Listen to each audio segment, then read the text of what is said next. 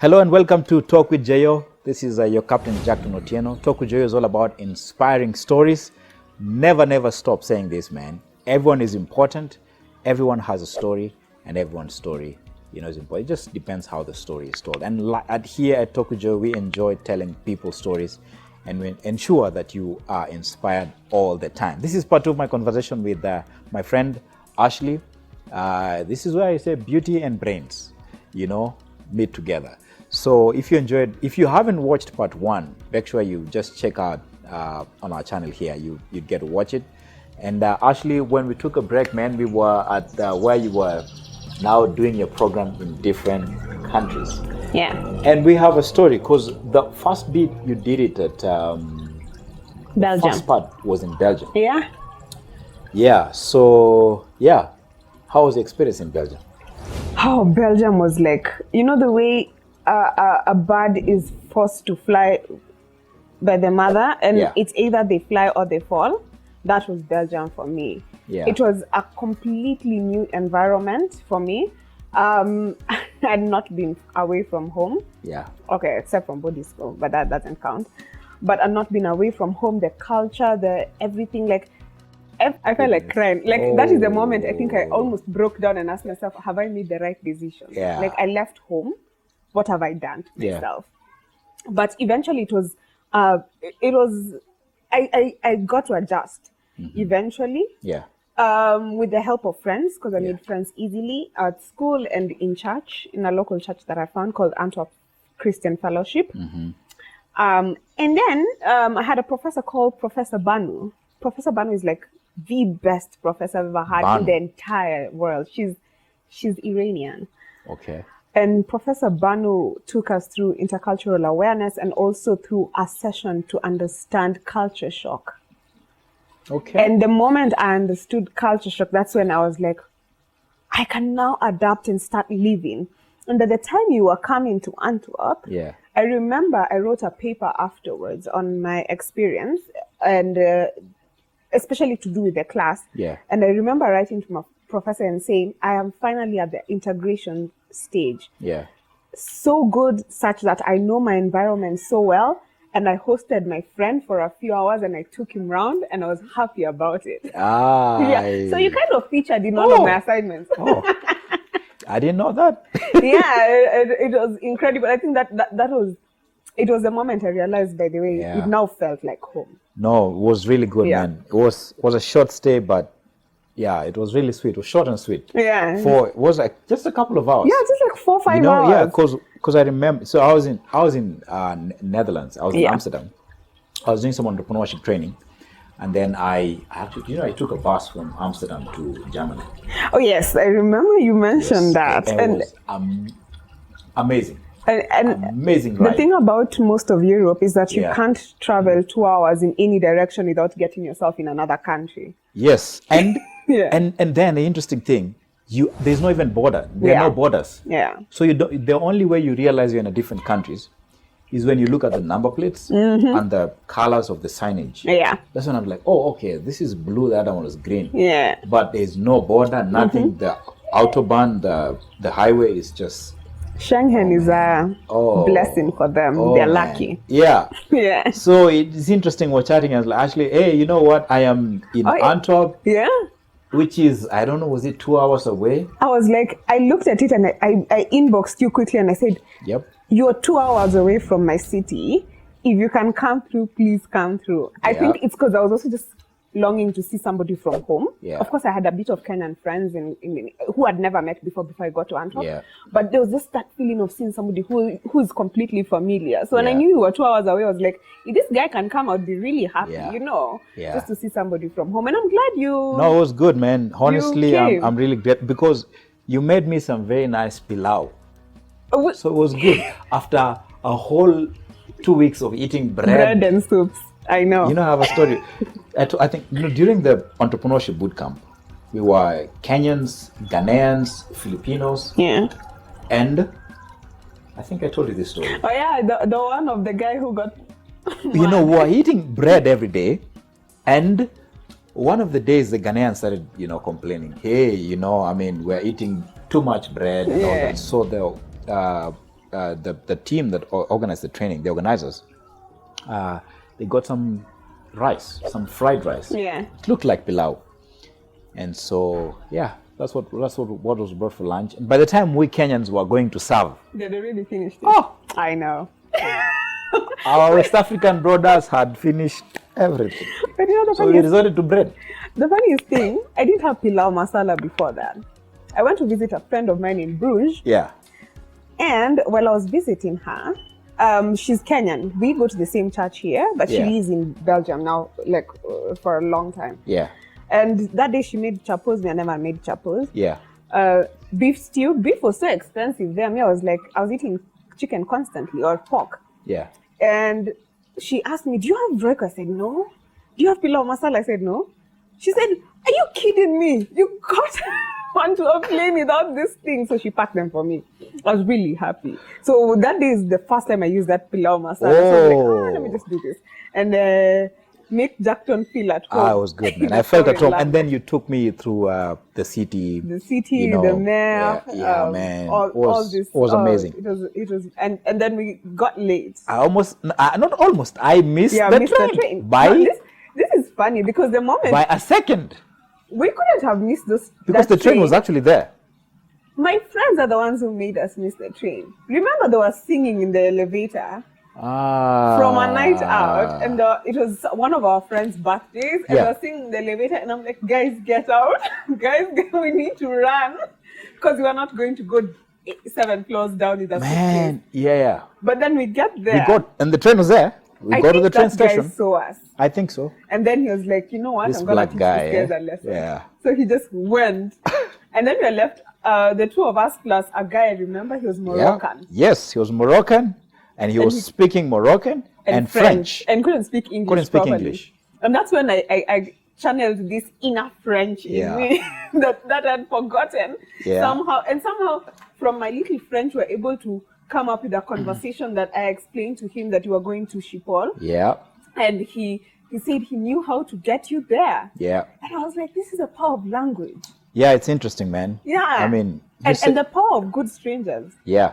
Yeah. So you know what we did? He had this idea, we take a cab to a different train station. Yeah. Like now in Netherlands now, out of Belgium. Yeah. So we took a cab to a different train because it told me Netherlands had, like, the trains were operating 24 hours. Yeah. So that's what, we even used his card, like the one for the trains. Yeah. So I had to wait, it's up, the door is open, we get in. And in the train, so we're trying to communicate, but we can't. Yeah, I know. I can't speak French or Moroccan. He can't speak English. Yeah.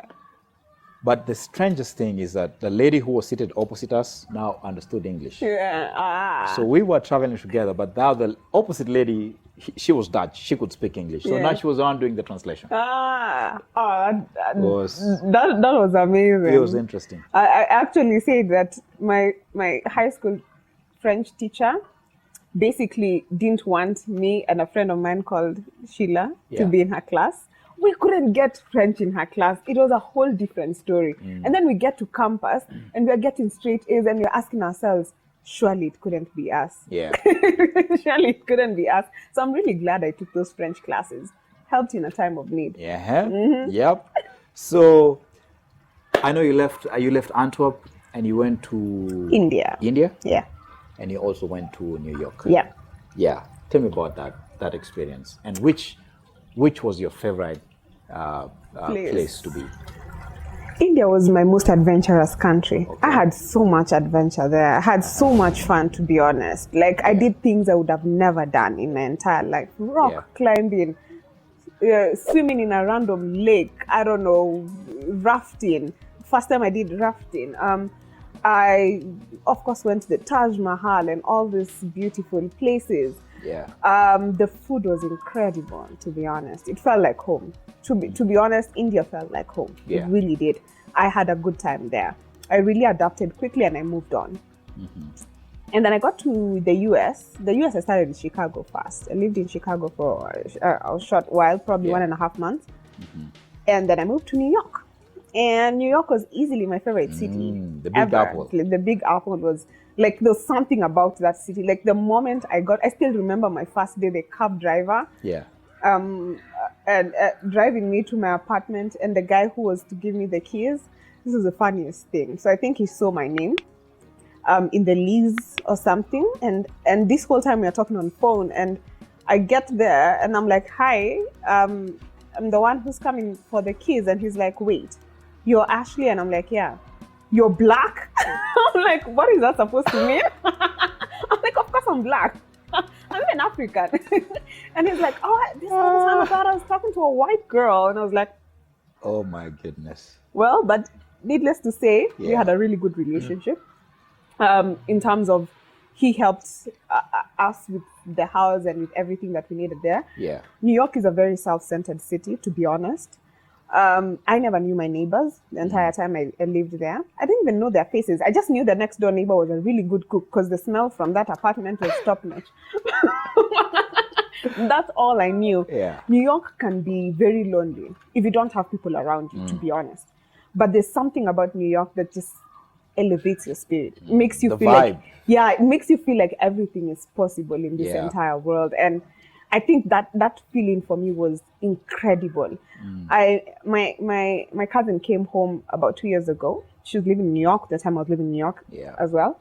And she said, you know, when you were in New York, you were thriving. Like even your face could show it. Like it's like you really belonged there. And truly, I really loved it. I really loved New York. So it was my best experience. But I will have you know, whatever they show you on movies in terms of school, don't be lied to. School in the US is intense. It was the most intense semester I'd ever had in my entire life. I was tired. I was fatigued. In fact, after that, I took a month off from everything. But it was worth it. It was the learning, incredible. Wow, amazing. You know, I don't know who came up with the phrase, the land of the land of the brave, the land of the free, home of the brave. I think they must have lived in New York. They must have. There's lots of freedom. Too much freedom, in my opinion. Not in everyone's opinion, but my opinion was like, there are things I was seeing, I'm like, wow. But I guess to each their own. That's the thing. I think every pastor needs to visit New York. Which is very interesting because at the end of the day, the first day I went to Hillsong, New York, because when I reached New York, I was like, Hillsong has to be in my itinerary. And it became my home church. I even joined a connect group there. And I remember the first day sending a photo to my mom, because she used to ask me this question every time I'd moved to a different country. Have you found a church? And in India, I didn't quite find a church. So I ended up being an online member of Elevation Church. Stephen Furtick really helped my days in India. But in New York, I went to Hillsong. First day I sent my mother a picture. She's like, is this a concert or is this church? Service. But then Pastor Carl Lenz, unfortunate what happened to him, with him, but he was powerful. His sermons have always stuck here. Like their sermons I've never forgotten all these years. And surprisingly, people say, oh, people don't go to church there, but that church used to be full every Sunday for 4 services. 4 full services, either the Hammerstein Ballroom or downtown New York, Midtown in 44th or 42nd Street, one of them. But you can imagine. So I'm like, sometimes they make assumptions, but when you're on the ground, you see that things work differently. And it's incredible to see things work differently at the end of the day. I feel like one of the things as a Christian, to be honest, and I tell this to every friend of mine who goes out of the country, anytime I find a friend going out of the country, I tell them one thing you should do as a Christian is find a home church. Yeah. That community is going to help you so much. That's right. And for me, it really did in every country that I went to, except India. But every country that I went to, the communities that I found there in churches there really grounded me, really helped me. And people even helped me just with small things. You know, like I remember somebody saying, you didn't come with a winter jacket. The next week I had one for free. You know, I was like, people inviting me to their homes as a student. They're like, come, let me cook for you. They pack for you food. Okay, it's not about the material things, but just that sense of community around you. It really does help, especially when you're in a foreign land. I agree. When I was suffering from anxiety attacks and I was not sleeping, I would get into bed at 10, sleep at 2 a.m. And remember, my lights are off, my laptop is off, my phone is off, but I could not find any sleep. And one day, I remember going for Bible study. So that particular day, I think because of the anxiety attacks, I was feeling very confused.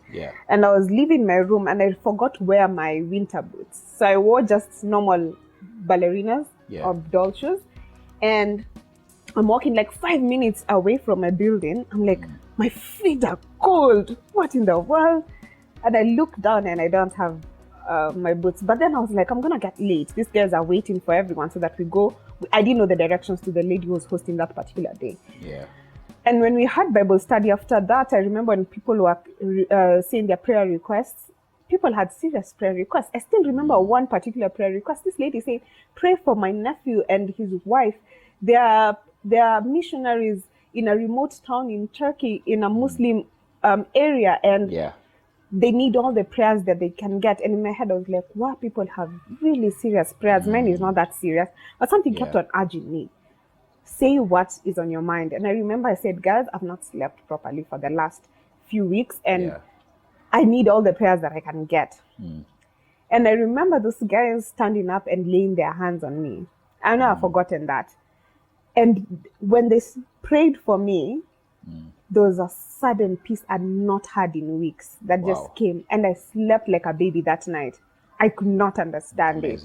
And for me, that was the power of God. I was like, you're kidding me. Like, I have struggled for all these weeks. These guys laid their hands on me and they prayed for me.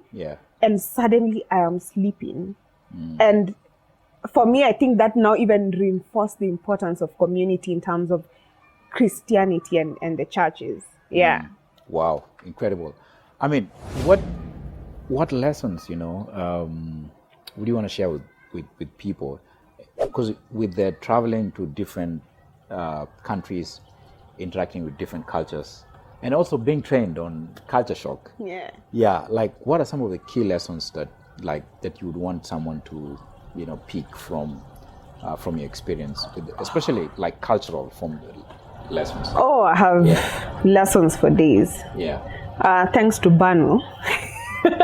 But one of the lessons I realized is that because we've been raised in very particular societies, especially here, we are mostly very religious. And we are very cultural in our aspects. We are not quite open as a society.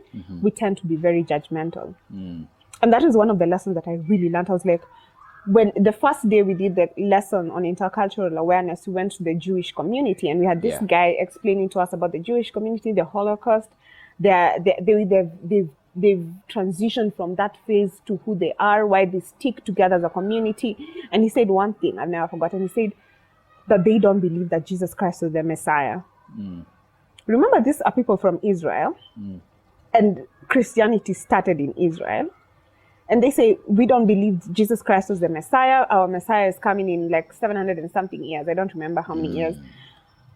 And that's Judaism. Yeah, it's Judaism. And my friend and I were only two Christians in the class. We were so rattled. We were just like, how dare they not believe in Jesus, yet he started. He was born in their own land. But after we did the reflections of the class in the evening, after they explained to us, Judaism is like SD on steroids. Sorry, it's the way it is with their norms. And after, when we were doing reflections, I remember saying, oh my goodness, I am judgmental. Just because they don't subscribe to the same kind of religious and cultural norms that I have does not mean that I'm better than them. Yeah. And that was the beginning of my journey of understanding people, of who they are. Yeah. And that we are all born in different circumstances, and our circumstances dictate who we become. Yeah. And one of the other lessons that I learned that was very key is that you have to learn how to integrate, but not lose your core values. Yeah. That was very key for me, because you have to understand how people do their things.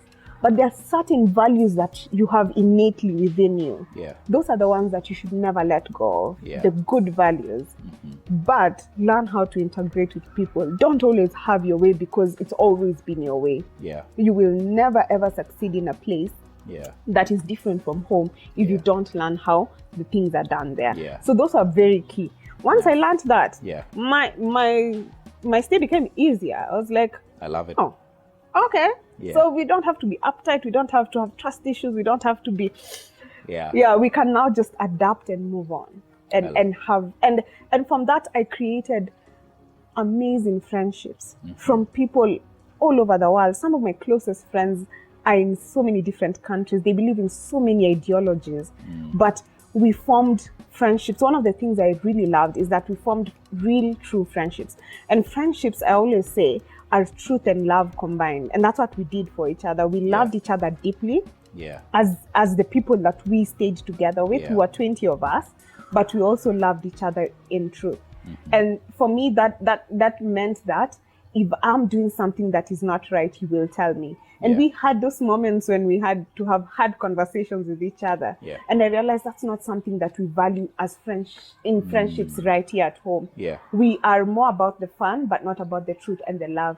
Yeah. I wake up, I text my friends, and after we're done, I'm like, or we call each other, and the call ends with, I love you, you know. I'm not in love with you, but I love you as a human being, right. as my friend. Yeah. And those are some of the norms that I started learning slowly. I was like, we have been taught that love, the words I love you are confined to very specific situations. But for me, it's like, you're my friends. I love you. Yeah. Yeah. I'm wondering, Ashley, how many Kenyan brothers you can tell that? That's the thing. Without them thinking, oh my okay, goodness. what did she say? Oh, I'm not going to sleep tonight. Let me tell you, it's not even the Kenyan brothers, even fellow chicks. It's like we don't have that between us. We don't have that kind of relationship.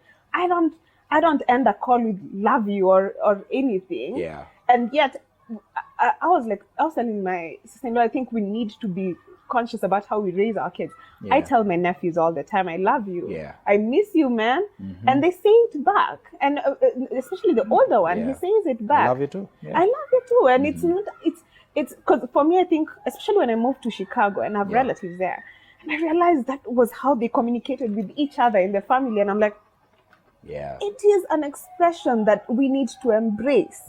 If you love somebody, you love them. There's a difference between loving somebody and being in love with somebody. So for me, it's not a big deal. Like I've made it a conscious decision. I tell my friends, the dudes, we are working on it, because I don't want you to get the wrong picture. But I need you to understand where I'm coming from. Yeah. Okay. So, you know, there's a lesson I learned in 2009 about culture. It's not right, it's not wrong, it's just different. Yes, that's the thing. Yeah. It's just different. Yeah, and the other thing, you know, as we wrap up, is especially as Christians, apart from being judgmental, we kind of, when we meet people, I don't know if you've noticed that, we put them in classes, or we put them in boxes. Yeah. Christian, non-Christian. Yeah. Christian, I'm going to interact with them this way. Non-believer, I'm going to interact with them this way. You know, I had that conversation with a few friends last year. Yeah. I remember telling them, if you can't be consistent across all groups, then you are the problem, not them. I don't think Jesus would interact with people like that. Yeah. I don't think so. That's the thing. For me, he met tax collectors, he met prostitutes, he met fishermen, like ordinary teachers, he met all manner of people. And he just interacted with them as people. Yeah, that's the thing. as people, as human beings. As human beings. And because when you put people in boxes, you also limit your chances of learning from each of them. That's the thing. Because most of the time you're like, okay, this one is a Christian, I'll interact with them this way. This one is a non-Christian, I will interact with them this way. But then you realize that outside their religion and outside their Christianity or lack of, they're human beings with so much to offer, so much to learn from. Yeah. And the moment you get yourself out of that box, you'll realize, even some of the opportunities I am missing is because I am putting people in boxes they shouldn't be in. Let me tell you, I've had interactions with people who cuss. Yeah, they use the F word and all the things, but they are extremely brilliant. Like I was like, oh, just keep going. You can live there, but keep going. There's something I can get from this. There's something I can learn from you. Yeah. You know? It's like, just interact with people. I think you can miss out on amazing conversations. Yeah. You can miss out on learning opportunities just because of categorizing people. Yeah, very true. And I think it's very easy for you to have great impact when you're just interacting with someone normally, treating them with decency as a human being. Then they can even boldly ask you the question, why do you believe what you believe in? And you can respond to that respectfully. And I think that will have more impact rather than, boxing people. Self-righteousness. Yeah, that's true. Holier That's than true. thou attitude. Yeah, it's a terrible one for us. It is a terrible one. Yeah, so I don't know, what are your parting shots as we wrap up this conversation? I don't know, what would you want to leave my viewer with based on your own life experiences? Because you have a very interesting story, Ashley. And even now I know you're just about to start school. Hopefully. Yeah. Yeah, hopefully. About to start school. Where are you studying? I'm supposed to be what doing... are you going to be? Yeah. An executive course in behavioral insights and public policy at the Harvard Kennedy School. Awesome. Yeah. Wonderful. Yeah. Amazing. Yeah. So what, there could be someone, as we wrap up there, who is like, oh, this chick, man, she's just so ambitious, or she's got it all together, she's achieved a lot. And they are trying to knocking doors for scholarship, making applications here for work. And, some things seem not to be, lining up or working out for them. And traveled, someone doesn't even have a passport, like what would be your message for such a person? Because I believe your time is coming.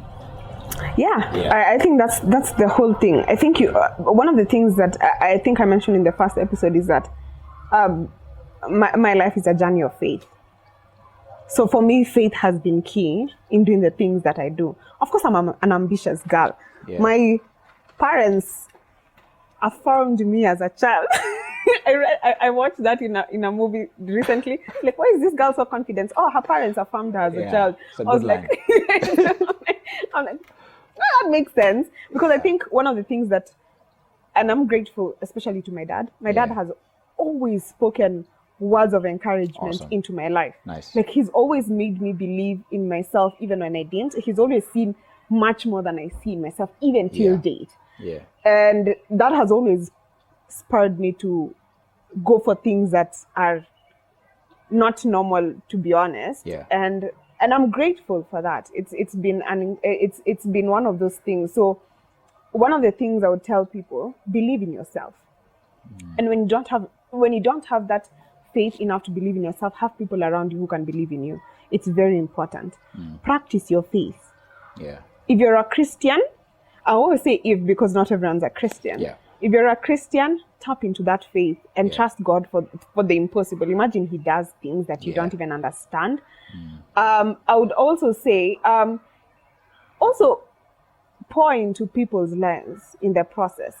And when things are very difficult, because I've gone through seasons where things have been absolutely difficult. People see the other side, the Instagram side, but they've not seen the nights where I did not understand where my life was going. I was very out of touch with what was going on in my life. But even then, I remember one time, I remember this very well. My friend called Fried said, there was a fasting and praying period at church. Yeah. And she said, "Are we fasting and praying this season?" And I said, "I don't have the strength to do so." Like I told her, "I'll be honest with you, I don't have the strength to do so." Yeah. And she said, "You know what? Don't worry. I'll do it for you this time." That's what I say. Pour into people and have people who can pour into you. People who can stand in the gap for you when you're completely out of it. That will really help at the end of the day. Yeah. But most of all, I would say there's no one who can believe in themselves more than you can do in yourself. People will believe in you up till a certain point, even your own parents, as much as they want the best for you, even your own spouse or your friends. Yeah. But there's a certain part of you that has to dig deeper and say, I know this is going against all odds, but I will trust that I can do it. I will trust that I can do it. And also one thing my dad used to tell us as kids till today, my dad used to tell us, because he used to sell computers when we were young. And he'd tell us, you see this computer? It can be filled up till a certain space. But your brain, it has endless capacity. That's right. Fill your brain with as much knowledge as you can. That's why I always consume knowledge from all sectors. I can have conversations with people from various sectors because I consume knowledge from everywhere. And that is why my podcast is called The Conscious Maven, because a maven is somebody who understands things from very, very many perspectives and very many angles. And that was because of my father. He always told us that even when you'd buy a flash disk, he'd come and say, this thing is only 4 GB. Yeah. But your brain is endless. So those are some of the things. Believe in yourself, have faith, increase your knowledge as much as you can, and surround yourself with the right people who will pour into you as you pour into them at the end of the day. Awesome. That's all. Good life lessons, actually. Yeah. I think that's a good place to end the conversation for today. Yeah. We'll continue it another day. Yeah. Thank you so much for gracing the show. Thanks for making time. Thanks for having me. Always a joy, doing any show with you. So thanks for making time. Yeah, and thanks sharing your incredible, inspiring story. I hope somebody will get inspired out there. I know they are. Yeah. Thanks for tuning in. Thanks for watching. I hope you're encouraged. I hope you're inspired. I hope you are challenged. Remember, the flash disk is 4 GB, 64 GB. Now we have 2 terabyte, hard drives. It's just that capacity, but your brain is limitless. It's endless. I had someone say, I think we use, a quarter of our brains. Like you have thought and done all manner of inventions, and we're still using a quarter of our brain. Yeah. So much power. Yeah. Thanks for coming, Ashley. Thanks for having me. See you next time. Next week we'll have new guests, and thanks for tuning in. God bless you and have a good one. All right. Goodbye.